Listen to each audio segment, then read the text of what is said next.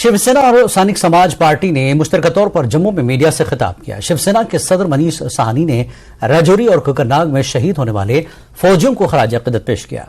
उन्होंने मजीद कहा कि जम्मू कश्मीर को गुज़श्ता 30 साल हंगामा आराई का सामना है। यहाँ के लोग इस तरह के वाकयात से तंग आ चुके हैं। उन्होंने मजीद कहा कि हुकूमत को एक ठोस हिकमत अमली के साथ आगे आना चाहिए कि मुस्तकबिल में इससे निपटा जा सके। गवर्नर ने वो ब्रिगेडियर मिश्रा ने।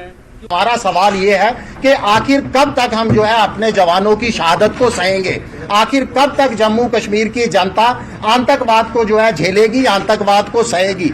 इसकी कहीं ना कहीं कोई जवाबदेही तय की जानी चाहिए।